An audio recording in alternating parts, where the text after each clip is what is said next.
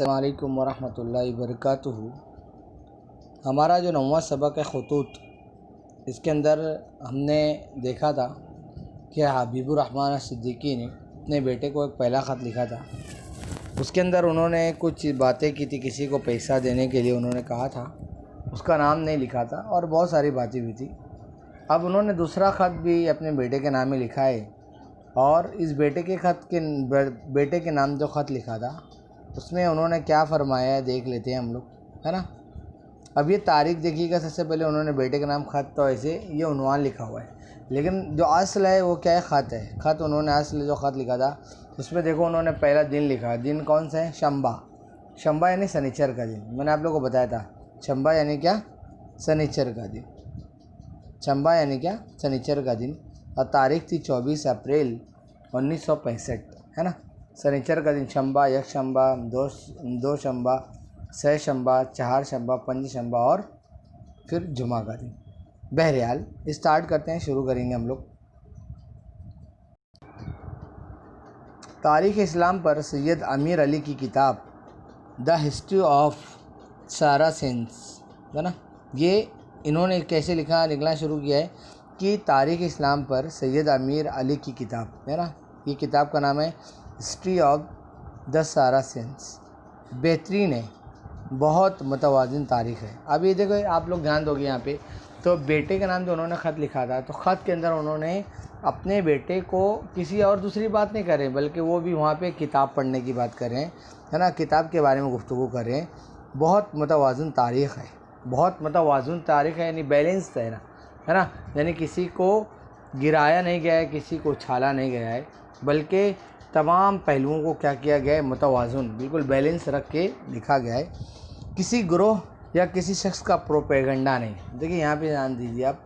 अब जब नहीं, आमतौर पर जो कोई किताब लिखता है या मैं कुछ लिख रहा हूँ तो मुझे कोई कहेगा कि भाई इसके बारे में आप लिखो, तो मैं उसकी अच्छाई या बुराई लिखूँगा, जो भी मेरे जहन में आएगा। लेकिन कुछ लोग ऐसे होते हैं जो क्या कहते हैं, अच्छाई और बुराई के सब साथ, नहीं, हर पहलू को साथ में सामने रख के लिखते हैं। तो ये क्या है, ये मतवाज़िन तारीख़ है। किसी ग्रोह या शख्स का प्रोपेगेंडा नहीं। प्रोपेगेंडा यानी किसी को मशहूर करना, किसी को या तो अच्छा मशहूर करो, चाहे किसी को बुरा मशहूर करना। मशहूर करना जो ये काम होता है, ये प्रोपेगेंडा कहलाता है। उसके बाद डॉक्टर ब्राउन की तारीख़ अदबियात ईरान, है ना। यानी डॉक्टर ब्राउन ने जो किताब लिखी थी उसका नाम क्या था, तारीख़ अदबियात ईरान। मुकम्मल 4 जिल्दें अंग्रेज़ी में पढ़ना, है ना। अब उन्होंने क्या बोला है कि पहली तो एक किताब के बारे में बताया, हिस्ट्री ऑफ द सारासेंस, है ना। सारासेंस, द हिस्ट्री ऑफ सारासेंस को किताब पढ़ने का उन्होंने बताया है। और एक और किताब का नाम उन्होंने बोला है तारीख़ अदबियात ईरान, है ना, उसको पढ़ने का उन्होंने बोला है। और ये कौन सी है, मुकम्मल 4 जिल्दें। 4 जिल्दें कहते हैं कि 4 एडिशंस, है ना। कि मतलब होता है कि ये किताब लिखी गई, उसको छाप दिया गया, लोगों ने पढ़ा, फिर और डिमांड बढ़ी, तो उसी मौजू के ऊपर दूसरी किताब लिखी गई। तो अलग अलग किस्म की एक ही मौजू पर 4 किताब लिखी गई, तो इसे क्या कहा जाता है, जिल्दे कहा जाता है, एडिशंस कहा जाता है। 4 जिल्दें अंग्रेज़ी में पढ़ना। उर्दू तर्जुमा अच्छा नहीं, है ना। जिसने उर्दू तर्जुमा किया वो खुद ख़ास नहीं है, जो आप इंग्लिश में पढ़ोगे उसका आपको अंदाज़ा हो जाएगा। ये सब पढ़ने के बाद डॉक्टर नज़ीर अहमद की उम्महातुल उम्मा पढ़ना। उम्महातुल उम्मा पढ़ना, ये डॉक्टर नज़ीर की किताब का नाम है। अब आप यहाँ पे ध्यान दोगे, सैयद अमीर अली की किताब का नाम है हिस्ट्री ऑफ द सारासेंस, ये हो गया। उसके बाद डॉक्टर ब्राउन की जो किताब है उसका नाम है तारीख़ अदबियात ईरान। अब यहाँ पे डॉक्टर नज़ीर अहमद की बात हो रही है, उनकी किताब का नाम है उम्महातुल उम्मा पढ़ना। मगर उसको शुरू करने से पहले ये अच्छी तरह जहन नशीन कर लेना। जहन नशीन करना यानी ध्यान देना, अपने दिमाग में बात अच्छी से रख लेना, समझ लेना क्या कि नज़ीर अहमद पक्के दीनदार मुसलमान आलिम होने के साथ साथ, है ना, कि नज़ीर अहमद जो थे वो एक दीनदार और मजहबी शख्सियत थे, है ना, और मुसलमान आलिम यानी वो आलिम भी थे, यानी उनको शरिया का इल्म था, शरीयत का इल्म था, उन्होंने मदरसे में कहीं पढ़ा होगा, है ना। होने के साथ साथ दिल्ली के मौलवियाना उर्दू में हकीकत पसंद किरदार निगार नाविल नवेज़ भी थे, है ना। वो आलिम के साथ साथ उनकी जो ज़बान थी उसमें दिल्ली की खुशबू पाई जाती थी, दिल्ली का एसेंट, है ना, जो दिल्ली के जो हम टोन कहते हैं, है ना, उनका लब और लहजा बिल्कुल दिल्ली के मौलवियों का जैसा था। और उसके साथ साथ कहते हैं उर्दू में हकीकत पसंद किरदार निगार नाविल नवीस भी थे, है ना। जो लोग नावल लिखते हैं ना, आप लोग अगर आप उर्दू में और आगे बढ़ोगे पढ़ोगे तो जिस तरह से कहानियाँ होती हैं, अफसाने होते हैं, दास्तानें होती हैं, उसी तरीके से नावल भी होता है। नावल भी एक क्या है, ये एक सिन्फ है, अदबी सिन्फ है नावल निगारी। तो वो नावल नवीस भी थे। नवीस कहते हैं, नवीस यानी लिखने वाला, कि वो नावल भी लिखा करते थे। कौन? डॉक्टर नज़ीर अहमद। उनकी किताब का नाम है उम्महातुल उम्मा।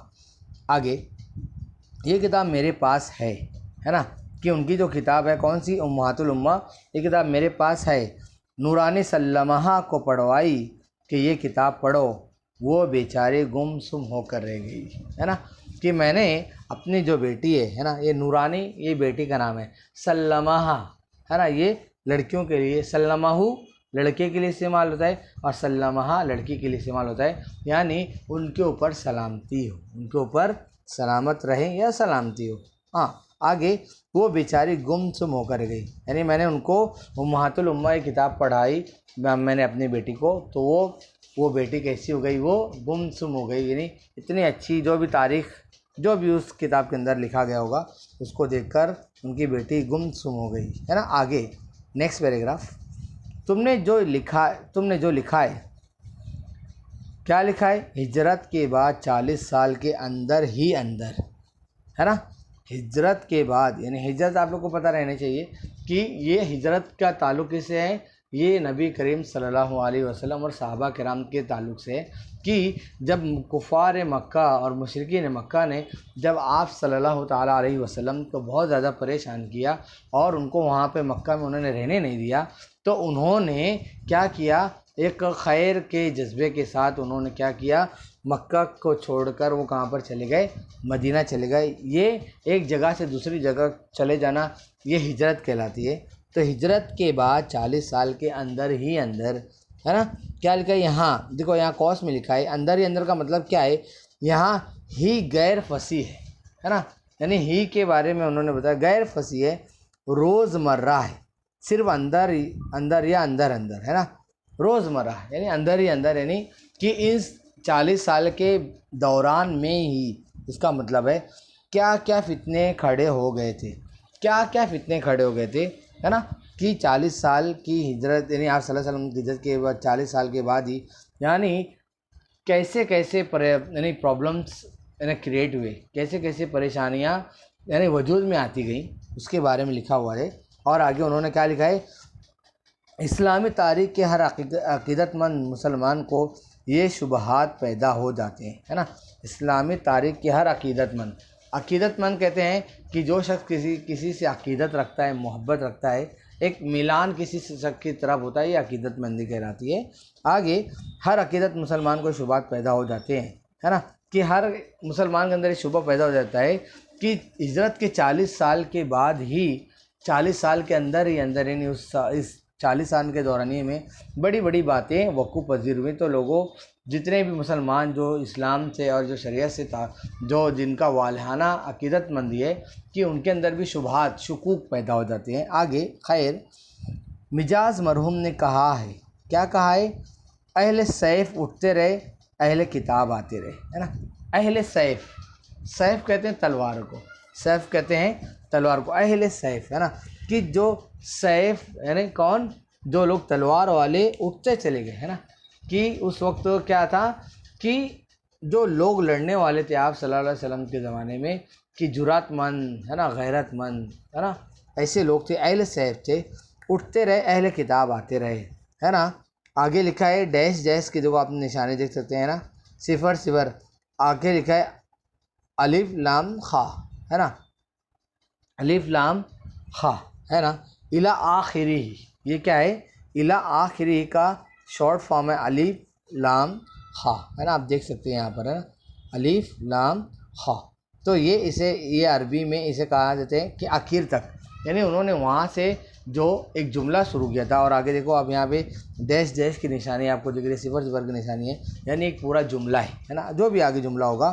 खैर, तो ये शायराना तख़य्युल है ना, कि जिन्होंने जो लिखा है वो शायर ही ये तख्लीक कर सकता है, वो अपनी सोच उसका तख़य्युल है, उसका ख़याल है ना, जो उसने लिखा है। आगे माक़ूल जवाब देने की कोशिश इब्न खल्दून ने मुक़दमे तारीख़ में और मार्क्स ने मादी जदलियात या मादी ताबीर तारीख़ में की है।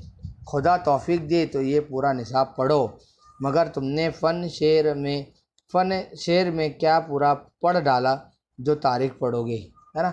अब यहाँ देखो, ये एक बाप है ना, कौन बाप, जिसने अपने बेटे को ख़त लिखा है कि वो बहुत समझदार है, अदबी शख्सियत का हामिल है और अपने बच्चों को भी चाहता है कि वो अदब देखें, पढ़ें, सीखें, है ना। जो तारीख़ की किताब पढ़ रही होगी उन्होंने, वो बोल रहे हैं कि तुम भी पढ़ो, है ना।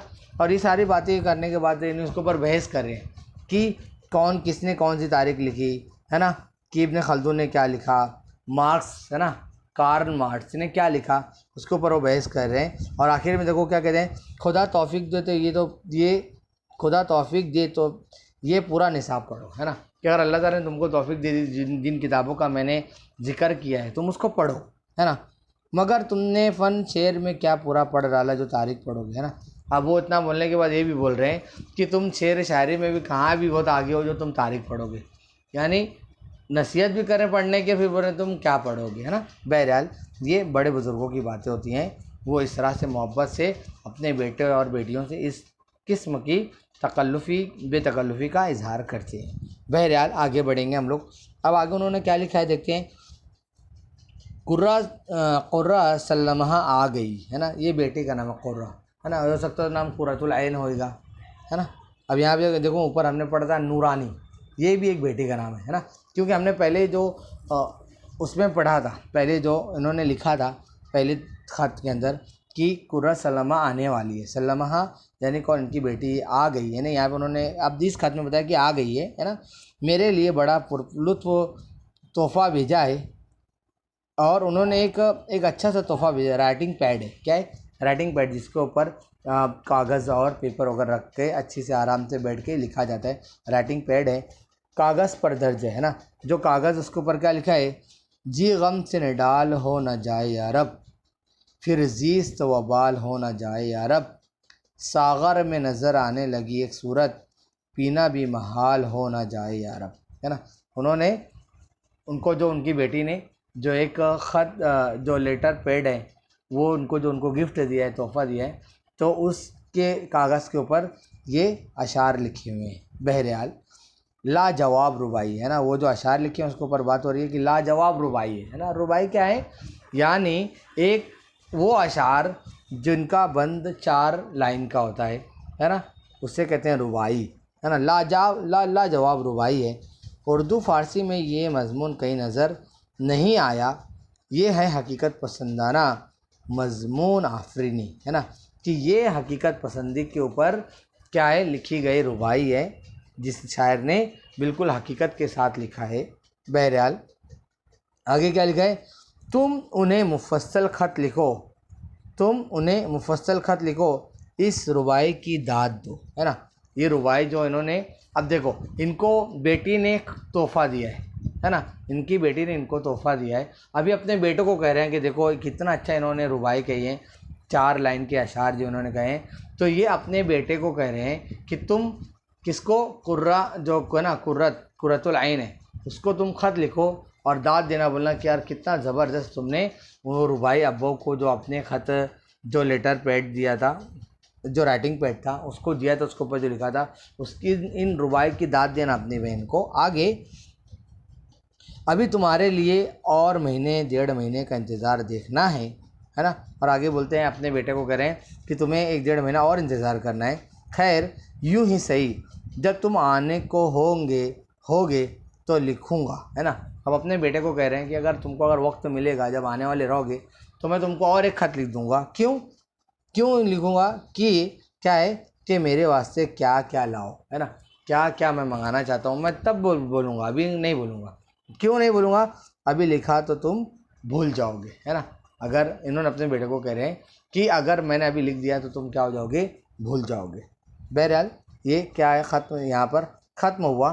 तो उन्होंने देखिए जब ख़त्म हो जाता है, उसके बिल्कुल उल्टे हाथ की तरफ बाएं जानिब है ना, फ़कत लिखकर, फ़कत यानी किसने लिखा है, और उसने लिखा है उनके अब्बू का नाम है हबीबुर रहमान अस-सिद्दीकी। तो ये दूसरा ख़त अपने बेटे के नाम पे इस तरह से ख़त्म हुआ।